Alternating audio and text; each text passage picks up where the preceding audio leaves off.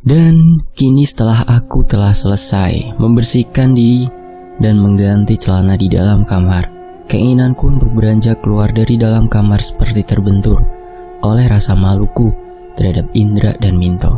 Aku sangat merasa yakin kalau saat ini Indra dan Minto tengah menertawakanku akibat dari peristiwa yang telah aku alami tadi. Dan mungkin saat ini mereka tengah mengejekku karena selama ini aku adalah sosok yang paling sering mencela Indra dan Minto di saat mereka tengah menghubung-hubungkan sebuah kejadian aneh dengan pemikiran mereka yang klinik. Masa iya sih aku gak bisa mendapatkan jawaban yang masuk akal dari kejadian yang aku alami tadi? Gumamku seraya berpikir untuk mendapatkan jawaban yang masuk akal atas peristiwa yang telah aku alami tadi. Hingga akhirnya, di antara ketiadaan jawaban yang ada di dalam pikiranku ini, samar-samar aku mendengar suara percakapan antara Indra, Minto, dan Mas Dikin yang tengah membicarakan kejadian yang telah aku alami tadi. Dan inti dari pembicaraan mereka itu adalah mereka percaya bahwa apa yang menimpaku itu adalah akibat dari perbuatanku yang dengan secara sengaja menendang sesajen yang ada di dalam kamar Minto. Brengsek, gampang bener sih mereka menghubung-hubungkan kejadian yang telah aku alami itu dengan sesajen yang telah aku tendang.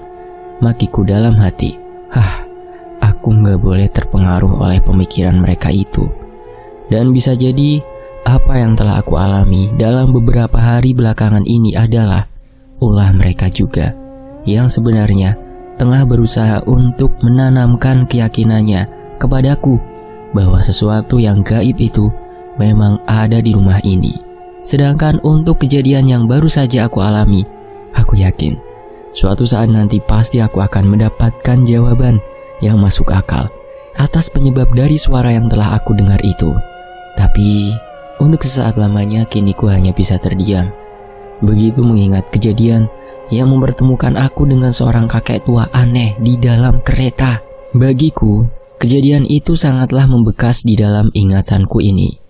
Hal ini disebabkan perkataan dari kakek tua itu sedikitnya telah mampu mengusik rasa keingintahuanku akan maksud dari perkataan tanpa maknanya itu.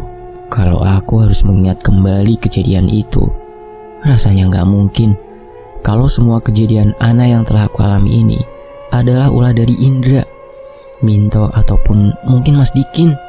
Gumamku seraya mencoba untuk mengingat-ingat kembali akan perkataan kakek tua itu. Harimau, ya harimau. Kakek tua itu pernah mengatakan tentang seekor harimau. Tapi apakah seekor harimau yang dikatakan kakek tua itu ada hubungannya dengan suara geraman yang telah aku dengar pada malam itu? Lantas, jika memang ada hubungannya, bagaimana mungkin seekor harimau itu bisa ada di sini? Ujarku seraya membayangkan akan keberadaan fisik dari seekor harimau. Hingga akhirnya, di antara ketidaksengajaanku untuk menghubungkan perwujudan fisik dari seekor harimau itu dengan hal yang berbau klinik, aku mendapati sebuah kesimpulan bahwa seekor harimau yang dimaksud oleh kakek tua itu bisa saja merupakan perlambangan dari sebuah benda yang menyimpan energi gaib yang berbentuk seekor harimau. Apakah seekor harimau yang dimaksud oleh kakek tua itu ada hubungannya dengan kujang kecil yang telah aku temukan di dalam tas? Tanyaku dalam hati dan berbalas dengan kebingungan. Dan kini di antara rasa bingung yang aku rasakan, aku segera mengambil kujang kecil tersebut. Apa mungkin benda ini yang mewakili keberadaan harimau itu? Dan kini di antara ketiadaan jawaban atas pertanyaanku tersebut, aku segera memaki pemikiranku ini karena telah melangkah begitu jauh ke dalam sebuah sistem pemikiran yang klinik. Hingga akhirnya, setelah kini aku menyadari kekeliruan dari pola berpikirku, aku mengambil sebuah kesimpulan yang masuk akal, yaitu bisa jadi Bapak telah menyelipkan kujang kecil ini tanpa sepengetahuanku, dengan maksud jika suatu saat aku kekurangan uang, aku bisa ngejual kujang kecil ini dengan harga yang mahal. Karena sudah menjadi rahasia umum di keluargaku kalau Bapak adalah pengoleksi dari benda-benda antik yang mempunyai harga pasaran yang tinggi. Sudahlah. Bisa sinting kalau aku harus memikirkan semuanya ini. Gumamku seraya meletakkan kembali kujang kecil tersebut di bawah tumpukan baju yang ada di dalam lemari. Dan kini setelah aku meletakkan kujang kecil tersebut, aku segera beranjak keluar dari dalam kamar dan mendapati keberadaan Indra, Minto, dan Mas Dikin yang masih terlibat dalam pembicaraan di depan kamar Indra. Sudah jam 3 pagi. Sebaiknya kita melanjutkan istirahat aja, karena besok pagi kita harus kerja lagi, ujarku kepada Indra, Minto, dan Mas Dikin, seraya memandang ke arah jam dinding yang telah menunjukkan pukul 3 pagi. Dan kini di antara keinginanku yang ingin menuntaskan panggilan alam yang belum terselesaikan ini, sempat terlintas di dalam pikiranku untuk meminta tolong kepada Indra, Minto, dan Mas Dikin untuk mengantarkanku ke kamar mandi. Tapi begitu mengingat kembali atas rasa maluku jika mereka sampai mempunyai anggapan bahwa aku kini telah mengakui adanya hal yang gaib di rumah ini, kini aku lebih memilih untuk melangkah seorang diri menuju ke kamar mandi guna menghindari anggapan tersebut. "Mau kemana kamu, Za?" tanya Minto begitu melihat aku yang baru saja berjalan menuju ke arah kamar mandi. "Mau ke kamar mandi? Masa iya aku mau ke mall?" candaku dengan santainya, dan berbalas dengan saling bertukar pandangnya Indra, Minto, dan Mas Dikin. "Yakin kamu, Za? Perlu kami anterin apa ndak?" tanya Minto kembali. "Enggak lah, lagi pula apa yang telah aku alami tadi itu hanyalah akibat dari pikiranku yang tengah kosong aja," jawabku seraya mengembangkan senyum, mendapati bahwa kini Indra, Minto, dan Mas Dikin hanya bisa terdiam begitu mendengar perkataanku tersebut. Aku segera melanjutkan langkah kakiku yang berhenti ini menuju ke kamar mandi. "Jangan bodoh, Za, jangan bodoh. Lu nggak boleh mempermalukan diri lu di depan mereka," gumamku di antara langkah kakiku yang kini tengah melintasi sebuah lorong pendek menuju ke kamar mandi. Dan kini seiring dengan pandangan mataku yang menangkap keberadaan dari beberapa lukisan tua yang terpampang di dinding lorong, entah mengapa kini aku merasa sedikit tidak nyaman begitu memandangi beberapa lukisan tua yang terkesan menyeramkan. Dan di antara lukisan tua yang kini tengah aku pandangi, nampak terlihat keberadaan dari lukisan tua yang menggambarkan keberadaan dari sosok pria Jawa dengan kumisnya yang lebat serta sebuah belangkon yang menghiasi kepalanya. Sedangkan dari cara berpakaian yang dikenakannya, sepertinya pria Jawa itu adalah seseorang yang mempunyai status sosial yang terhormat. Sumpah, kok perasaanku jadi gak enak gini ya, gumamku seraya mengakhiri pandanganku terhadap lukisan-lukisan yang berada di dinding.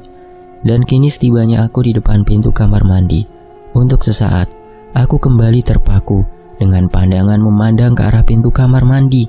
Bayanganku akan kejadian menyeramkan yang telah aku alami beberapa saat yang lalu kini seperti bermain-main di dalam pikiranku ini.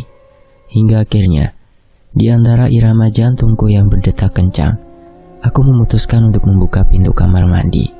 Dingin, ya, itulah rasa yang aku rasakan saat ini.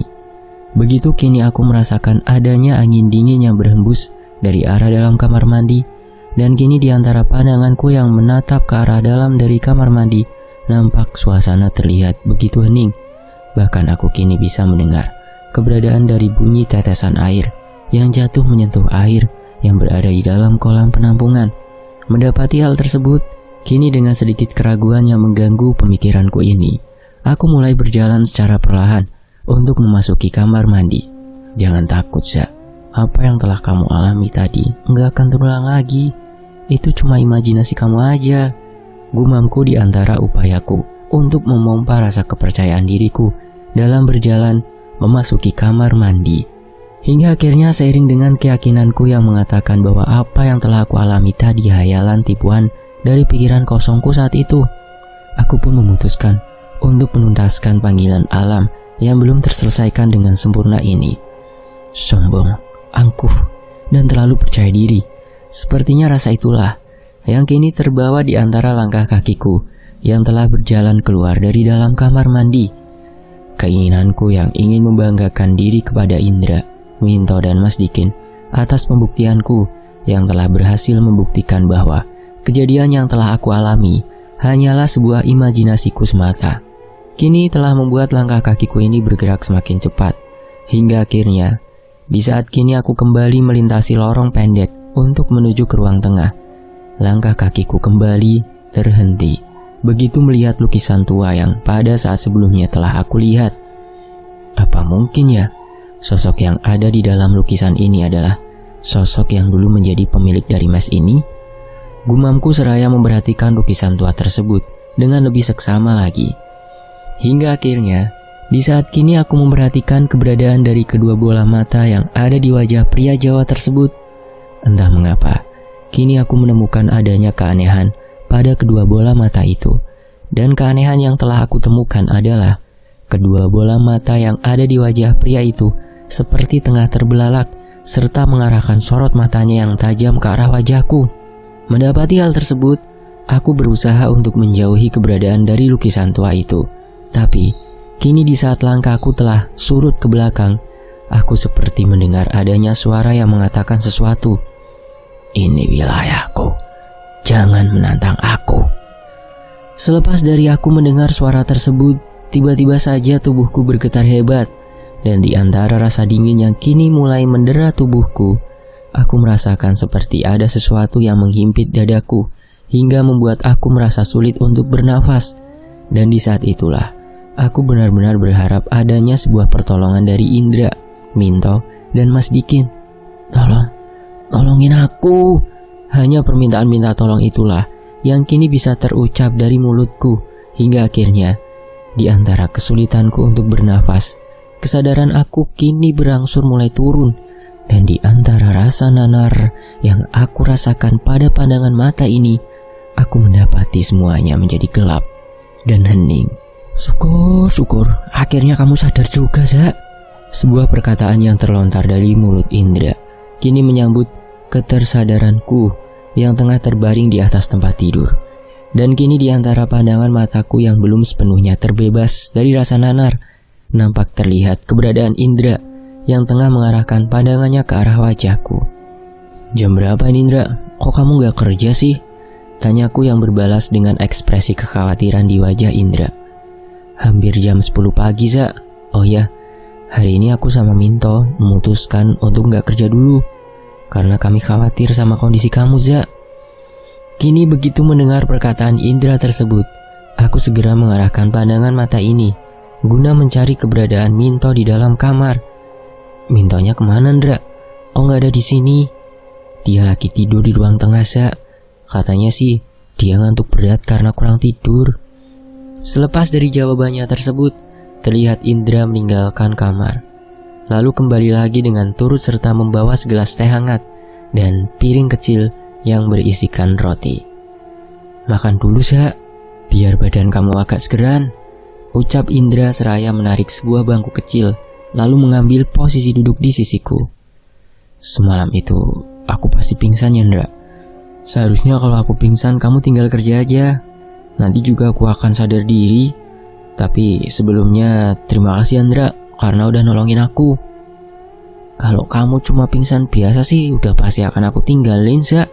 Tapi jujur aja, semalam itu kamu benar-benar membuat kami semua merasa khawatir," ujar Indra seraya mengeluarkan sebatang rokok lalu menyulutkannya. "Khawatir? Memangnya aku kenapa, Indra?" "Sumpah, semalam itu kamu benar-benar nyeremin, Zak. Di saat aku, Minto, dan Mas Dikin baru aja meletakkan tubuh kamu di atas tempat tidur, tiba-tiba aja kamu langsung berlaku aneh di atas tempat tidur." Aku telah berlaku aneh gimana, Indra?" Tanyaku dengan keingintahuan yang tinggi. "Kalau aku harus menggambarkannya ya, Zak, kamu itu berlaku bagaikan seekor harimau. Karena pada saat kamu berlaku aneh itu, kamu menggeram layaknya seekor harimau. Intinya dari suara serta tingkah laku yang kamu perlihatkan pada saat itu, semuanya itu mengarah pada tingkah laku seekor harimau," jawab Indra dan berbalas dengan keterkejutanku. Dan kini tidak berselang lama setelah jawaban yang terucap dari mulut Indra tersebut, terlihat kehadiran Mas Dikin memasuki kamar. "Bagaimana, Mas Dikin? Kapan orang itu mau datang?" tanya Indra kepada Mas Dikin. "Kata orangnya sih rencananya akan datang habis maghrib, Pak. Jawab Mas Dikin seraya mengarahkan pandangannya ke wajahku. Bagaimana Pak Reza? Apa sudah enakan sekarang? Tanya Mas Dikin dan berbalas dengan senyum yang mengembang di wajahku. Saya nggak kenapa-napa kok Mas Dikin. Oh iya, emangnya Mas Dikin habis dari mana? Habis dari rumah orang pinter Pak. Tadi Pak Indra meminta saya untuk manggil orang pinter datang ke mes ini. Jawab Mas Dikin dengan polosnya. Hah? Orang pintar? Orang pintar apaan? Orang pintar orang yang mau mengerti dengan hal-hal yang berbau gaib. Intinya kami meminta tolong kepada orang pintar tersebut untuk menetralisir unsur negatif yang ada di mes ini. Aduh Ndra, diam kamu Za. Aku heran sama kamu, masih juga gak ada kapok-kapoknya. Udahlah Za, sebaiknya kamu lihat aja dulu apa yang akan kita dapati setelah orang pintar itu menetralisir mes ini. Sedangkan mengenai kamu percaya atau enggak dengan hal yang gaib yang ada di mes ini, itu hak kamu.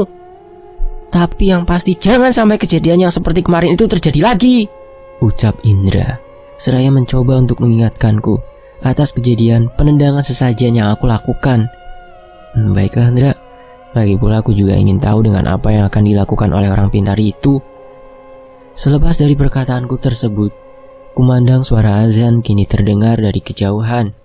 Mendapati hal itu, Mas Dikin mencoba untuk mengingatkan Indra bahwa waktu sholat Jumat telah tiba.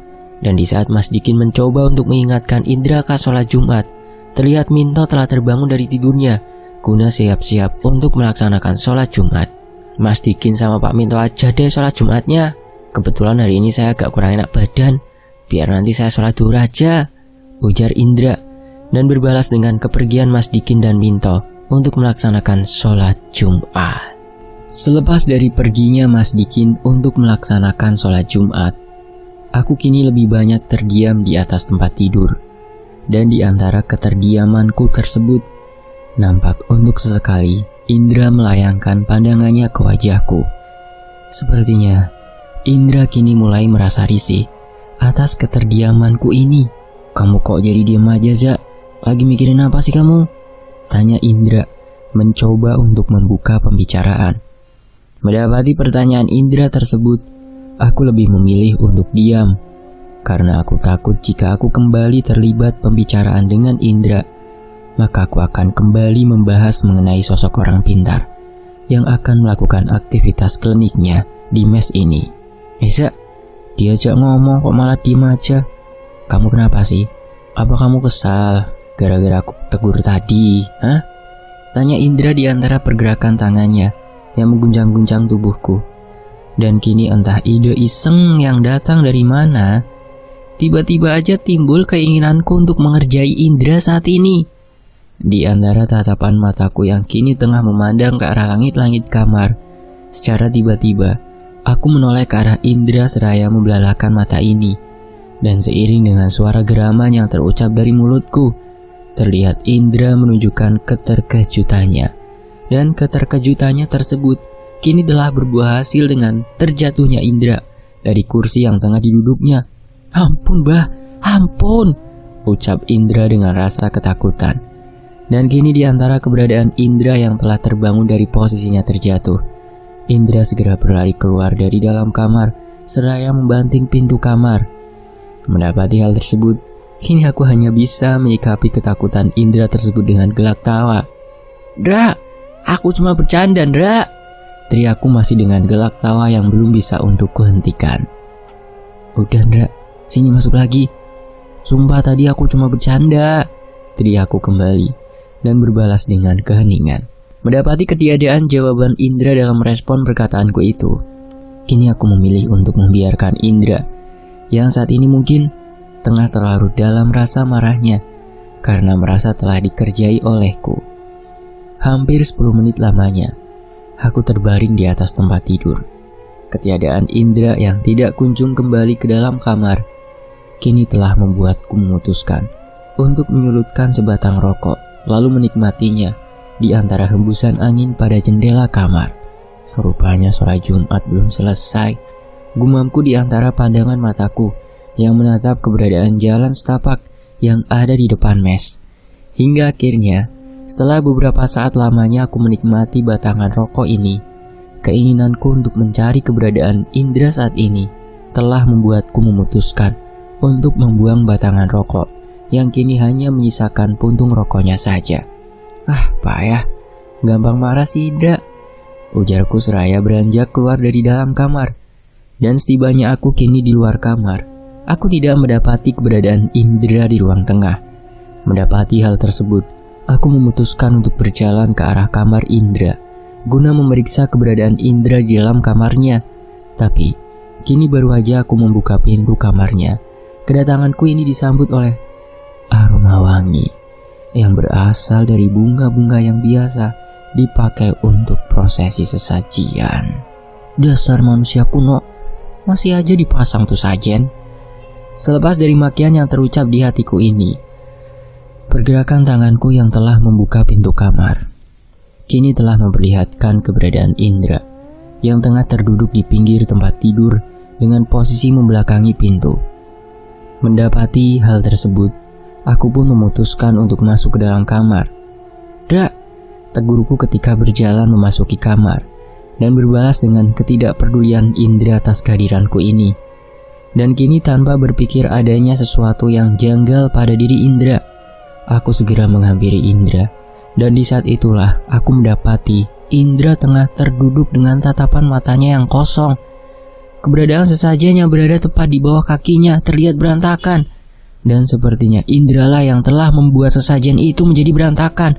Karena di saat ini aku melihat tangan Indra tengah memegangi gelas kopi serta beberapa kelopak bunga yang seharusnya keberadaan benda-benda tersebut ada di dalam wadah sesajen. "Jangan bercanda kamu, Indra. Apa kamu mau membalas candaanku tadi?" ujarku, dan kembali berbalas dengan keterdiaman Indra. "Iya udah, kalau kamu emang marah atas candaanku tadi, aku minta maaf, Indra." Selepas dari perkataan yang terucap dari mulutku tersebut, kini aku mulai merasa tidak nyaman atas tingkah laku Indra saat ini. Karena di saat ini terlihat Indra mengarahkan pandangannya ke wajahku seraya memamerkan seringainya yang terlihat menakutkan. "Cukup, Indra. Oke, kamu menang. Aku mengaku takut," ujarku tanpa bergeming dari posisiku berdiri saat ini. Tapi kini bukannya Indra merespon perkataanku itu dengan sebuah perkataan. Terlihat Indra kini malah memasukkan kelopak bunga yang ada di dalam genggaman tangannya ke dalam mulut, lalu mengunyahnya. Dan setelah Indra melakukan hal tersebut, Indra pun kini terlihat meminum kopi yang ada di tangannya hingga habis tanpa tersisa.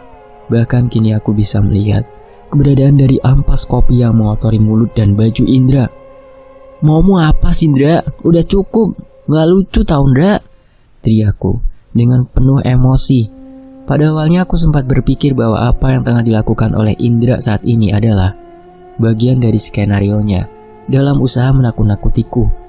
Tapi setelah kini aku melihat Indra menggigit pinggiran dari gelas kopi, aku tidak lagi menganggap bahwa ini adalah bagian dari skenario Indra dalam usaha menakut-nakuti aku. Bukan. Gila kamu, Indra. Kamu mau ngapain, Indra? Rak. Seiring dengan terdengarnya suara yang berasal dari gelas yang berada di tangan Indra, nampak terlihat keberadaan gelas tersebut telah terpecah di bagian pinggirnya dengan menyisakan pecahan gelas di mulut Indra. Dan kini di antara rasa ketidakpercayaanku atas apa yang tengah aku lihat saat ini, terlihat Indra memasukkan pecahan gelas tersebut ke dalam mulutnya lalu mengunyahnya. "Apa-apaan ini, Indra? Kamu udah gila ya? Cukup, Indra, hentikan!" teriakku begitu melihat adanya darah segar yang mengalir keluar dari mulut Indra. "Jangan menantang aku. Ini wilayahku, kekuasaan aku, dan seharusnya kamu itu tumbal. Tumbal!" Terkejut aku, takut sekaligus khawatir. Ya, itulah kombinasi kata yang tepat untuk menggambarkan apa yang tengah aku rasakan saat ini. Di saat kini Indra mengeluarkan apa yang tengah aku rasakan saat ini. Di saat ini, kini Indra mengeluarkan suara yang menyerupai suara dari seorang wanita. Aku langsung mengambil kesimpulan bahwa saat ini Indra tengah dalam pengaruh alam bawah sadarnya. Jadi sangatlah mungkin jika Indra bisa melakukan hal-hal yang seharusnya tidak bisa dilakukannya. Mendapati hal tersebut, aku memutuskan untuk segera mengakhiri tingkah laku Indra saat ini. Walaupun kini aku harus mempertaruhkan keselamatanku sendiri, karena aku sadar di saat indera di dalam pengaruh alam bawah sadarnya, bisa jadi kekuatan indera akan lebih kuat dibanding indera dalam kondisi normal. Persetan, aku harus cepatnya mengakhiri ini semua sebelum sesuatu buruk menimpa indera, gumamku dalam hati seraya mengamati pergerakan indera dan berharap adanya celah yang bisa aku pergunakan untuk mengakhiri semua kegilaan ini. Hingga akhirnya, di saat tatapan mata indera tengah terfokus untuk menggoreskan pecahan gelas pada kulitnya, aku memutuskan untuk menendang tangan indera hingga membuat pecahan gelas yang ada di tangannya terlepas. Mendapati hal tersebut, entah keberanian yang datang dari mana, aku segera menerjang tubuh indera lalu mendekapnya. Dan seperti apa yang telah aku perkirakan sebelumnya, kini indera mencoba meronta dari dekapanku dengan tenaganya yang besar. Dan di antara pergulatan yang terjadi, indera berhasil membanting tubuhku ke lantai, lalu kembali menidih tubuhku dengan menempatkan jari-jari tangannya pada leherku. Dah sadar, ujarku di antara kesulitan untuk bernafas akibat dari cengkraman jari-jari indera di leherku. Tapi kini bukannya memberikan respon yang baik atas perkataanku tersebut. Terlihat indera kini semakin tidak terkendali, dan hal ini diperlihatkan dengan cara indera membenturkan kepalaku ini pada lantai kamar. Ya Tuhan, tolong aku. Hanya kalimat harapan itulah yang kini bisa terucap dari mulutku seiring dengan pergerakan jari jemari tangan indera yang terasa semakin kuat dalam mencengkram leherku ini. Hingga akhirnya, di antara kesadaranku yang kini mulai menurun, aku mendapati keberadaan Minto dan Mas Dikin yang berlari memasuki kamar, lalu memberikan pertolongannya kepadaku. "Lepasin, Indra, lepasin!" teriak Minto seraya berusaha melepaskan cengkraman jari jemari Indra pada leherku. "Istighfar Pak Indra, tolong lepaskan Pak Reza."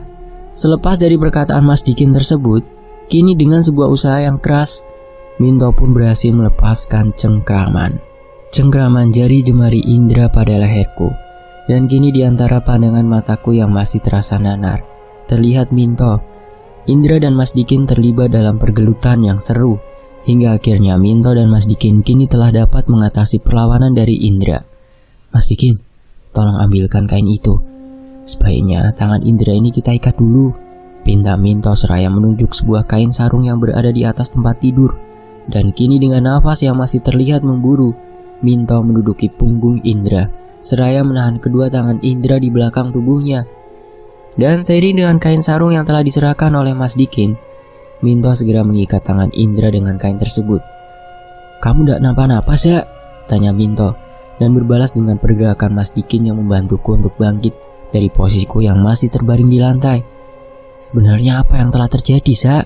tanya Minto kembali begitu melihatku yang kini telah terduduk di lantai. "Aku nggak tahu, Tok. Tapi sepertinya Indra ndak sadar dengan apa yang telah dilakukannya." "Ini namanya kesurupan, Pak Reza," ujar Mas Dikin yang berusaha untuk mempertegas maksud dari perkataanku yang mengatakan ketidaksadaran Indra. Terserah Mas Dikin mau mengatakannya apa. Tapi yang pasti Indra emang gak sadar dalam melakukan semuanya ini. "Ya udah kalau begitu Pak Min, saya akan memanggil Pak Haji dulu yang biasa menangani hal seperti ini," ucap Mas Dikin lalu berlari meninggalkan kamar. Hampir kurang lebih setengah jam lamanya, aku dan Minto menanti kedatangan Mas Dikin di dalam kamar. Hingga akhirnya, di antara suara racauan yang terucap dari mulut Indra, keberadaan Mas Dikin kini terlihat memasuki kamar dengan turut serta mengajak seorang lelaki yang sepertinya telah berumur separuh baya. Dan tanpa berbasa-basi lagi, lelaki tersebut segera menghampiri Indra, lalu meminta kepada Minto agar membalikan tubuh Indra. Dan kini, di antara tubuh Indra yang telah dalam posisi terlentang, lelaki tersebut terlihat seperti merapalkan sesuatu di mulutnya, seraya meletakkan telapak tangannya di dada Indra. Hingga akhirnya, setelah beberapa saat melakukan hal itu, lelaki tersebut nampak menggeser keberadaan tangannya menuju ke kepala Indra, layaknya seseorang yang tengah menarik sesuatu. Dan seiring dengan tubuh Indra yang bergetar hebat, lelaki tersebut kembali menggerakkan tangannya untuk menghempaskan sesuatu keluar dari tubuh Indra. "Boleh saya minta air putih?" pinta lelaki tersebut kepada Mas Dikin. Mendapati permintaan itu, Mas Dikin segera berlari dari dalam kamar dan kembali lagi dengan membawa segelas air putih di tangannya. Dan kini, di antara gelas air putih yang telah berada di tangan lelaki tersebut, nampak lelaki tersebut menjadikan air putih sebagai medium untuk doa yang tengah diucapkannya. Dan seiring dengan doa yang telah selesai diucapkannya, lelaki tersebut kini meminumkan air putih yang ada di dalam gelas kepada Indra. Dan tidak berselang lama kemudian, kesadaran Indra kini berangsur pulih. Tolong, bawa teman-teman kamu ini ke ruang tamu, biar teman kamu ini mendapatkan udara segar, ucap lelaki tersebut dan berbalas dengan pergerakan Mas Dikin yang mengajak Indra ke ruang tamu. Bagaimana keadaan Indra, Pak? Tanyaku dengan rasa ingin tahu. Tapi kini bukannya menjawab pertanyaanku itu. Lelaki tersebut nampak menyodorkan jabatan tangannya ke arahku. Haji Mustafa. Saya Reza, Pak Haji, ujarku seraya menjabat tangan Haji Mustafa. Keadaan Indra mudah-mudahan akan semakin berangsur normal, ucap Haji Mustafa seraya mengajakku dan Minto untuk menuju ke ruang tamu. Dan kini setibanya kami di ruang tamu, terlihat keberadaan Indra yang tengah terduduk di kursi dengan menunjukkan ekspresi wajah yang terlihat lelah. Sebenarnya apa yang telah terjadi? Tanya Haji Mustafa, mencoba mencari tahu akan latar belakang dari kejadian ini.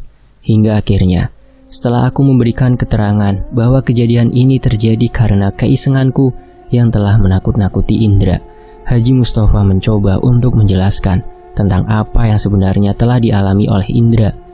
Dan menurut aku, penjelasan Haji Mustafa itu sangat terdengar tidak masuk akal.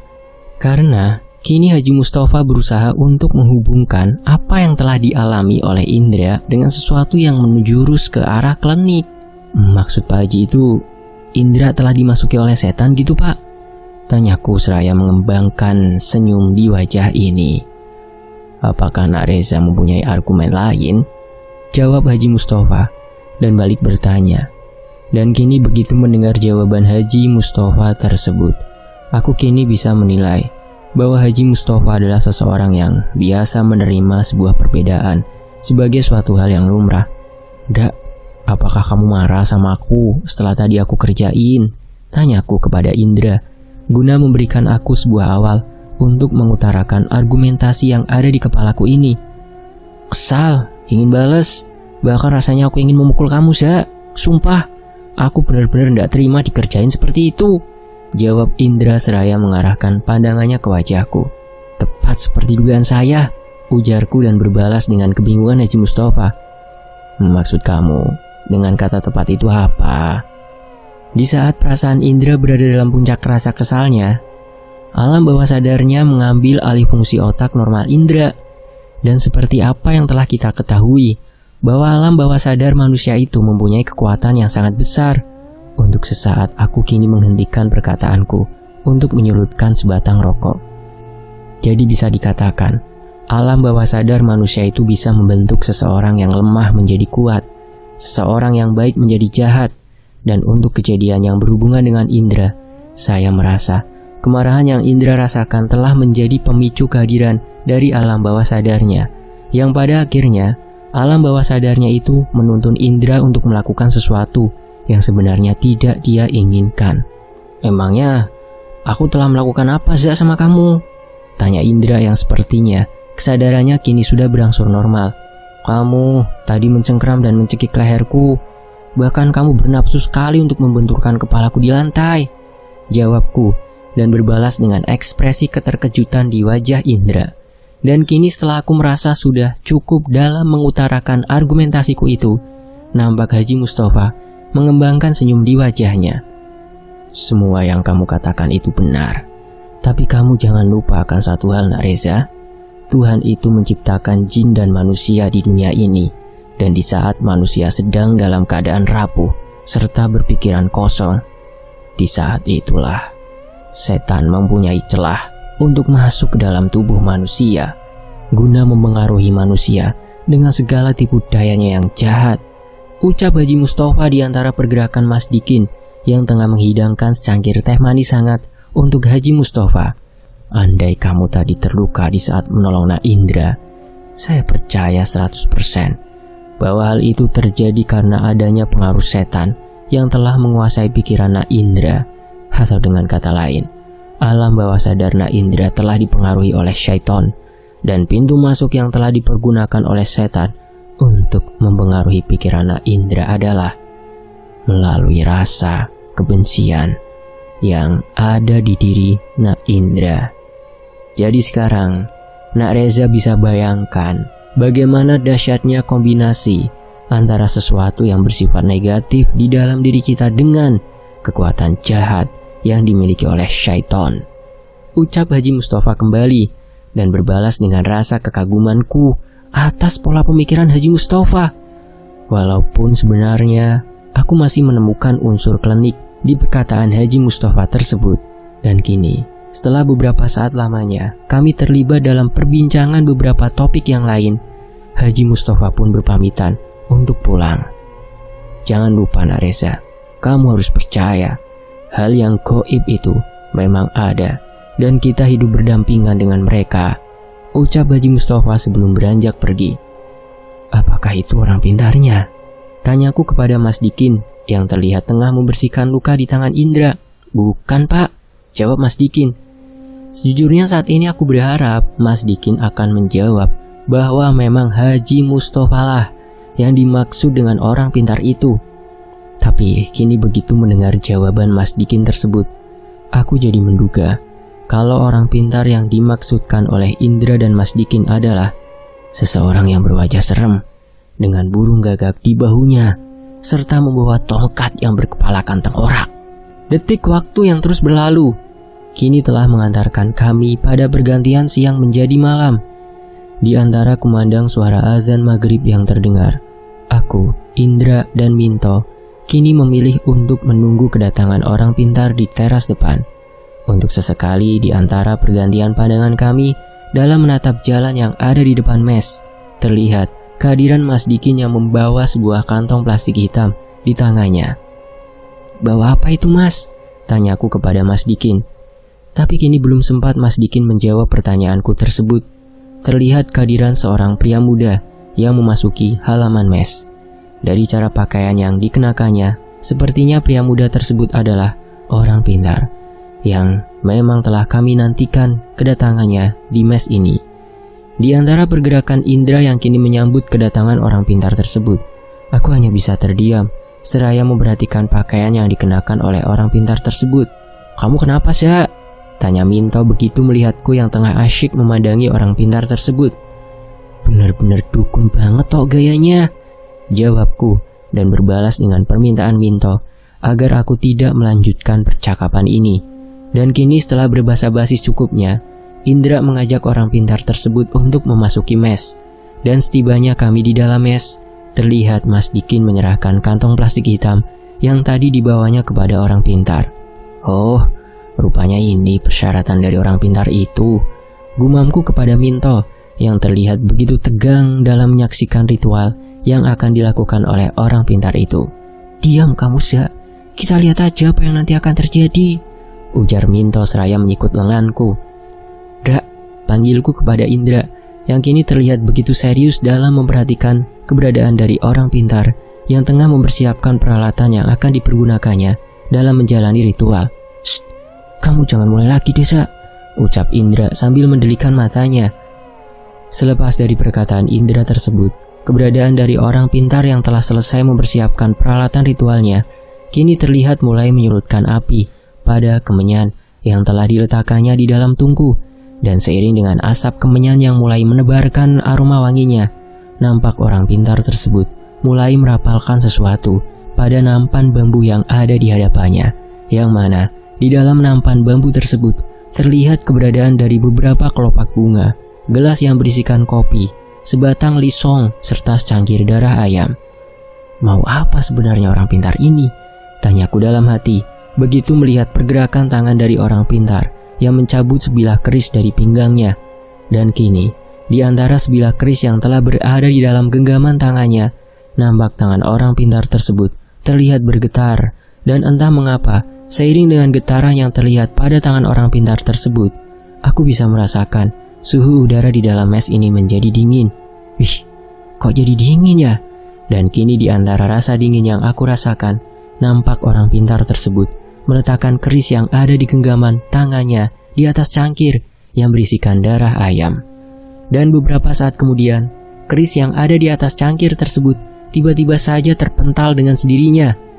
Mendapati hal itu, aku kini hanya bisa terdiam dalam rasa tidak percaya atas apa yang telah aku lihat saat ini. Loh, kok bisa sih?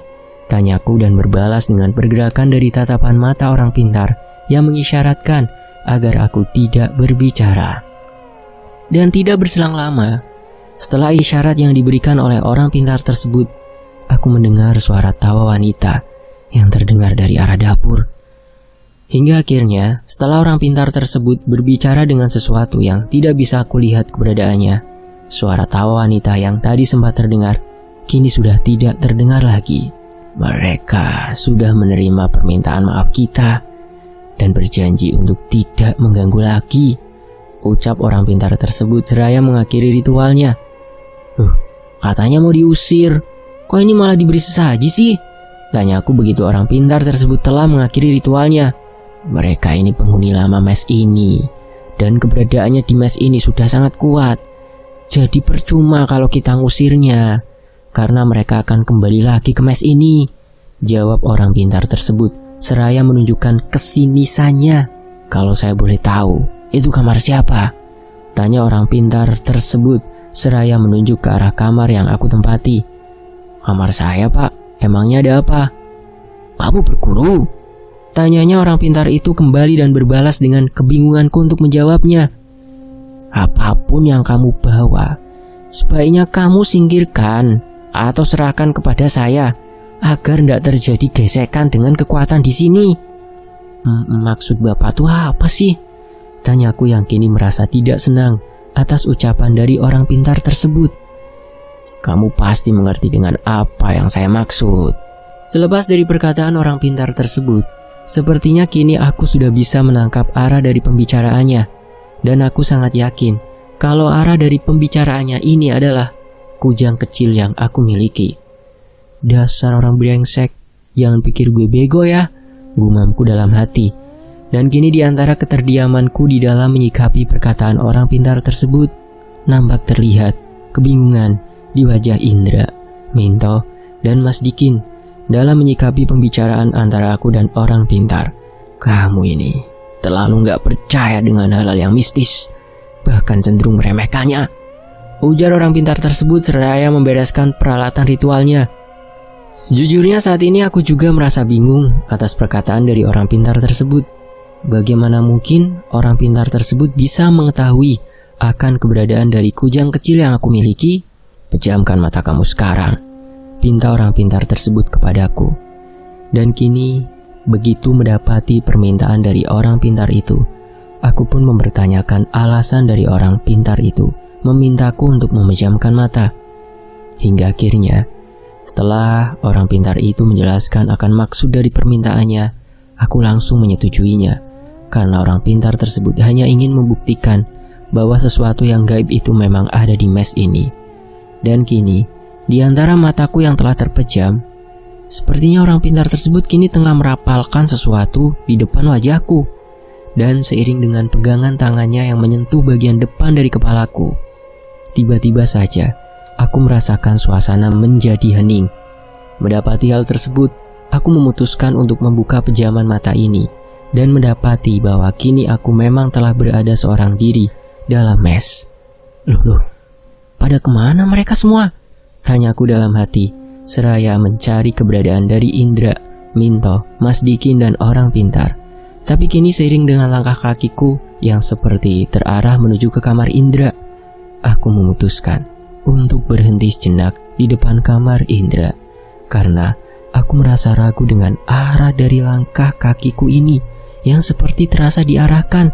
Tapi kini begitu aku mengingat kembali akan perkataan dari orang pintar yang mengatakan bahwa dia ingin membuktikan kepadaku bahwa sesuatu yang gaib itu memang ada di mes ini, rasa keingintahuanku yang besar kini telah menuntun pergerakan tanganku untuk membuka pintu kamar Hingga akhirnya, di saat kini aku telah membuka pintu kamar Indra, suatu yang tidak pernah terpikirkan di dalam pikiranku kini nampak di hadapanku. Ya, saat ini aku melihat keberadaan dari sosok wanita tanpa kepala yang tengah duduk di atas lemari pakaian yang ada di kamar Indra. Gaun putih yang dikenakan oleh wanita tersebut terlihat lusuh dan terjuntai panjang hingga menutupi bagian kakinya. Tapi satu hal yang lebih menakutkan lagi dari sosok wanita itu adalah keberadaan tangannya yang nampak tengah memegangi bagian kepalanya yang terlepas dan kini diiringi oleh lengkingan tawanya yang keras. Nampak wanita tersebut menjatuhkan kepala yang tengah dipegangnya di atas lantai. Mendapati hal tersebut, tiba-tiba saja aku merasakan tubuhku ini menjadi lemas dan tidak berselang lama. Setelah aku merasakan rasa lemas itu, merasakan semuanya kini menjadi gelap. Bersambung, nantikan kelanjutannya hanya di Fakta Sejarah. Terima kasih Mas Reza at Metamorphosis 2015. Dan tentunya terima kasih banget teman-teman yang udah nonton kisah-kisah misteri di Fakta Sejarah. Wassalamualaikum warahmatullahi wabarakatuh. Sampai jumpa di bagian berikutnya. Tetap di Fakta Sejarah. Alhamdulillah.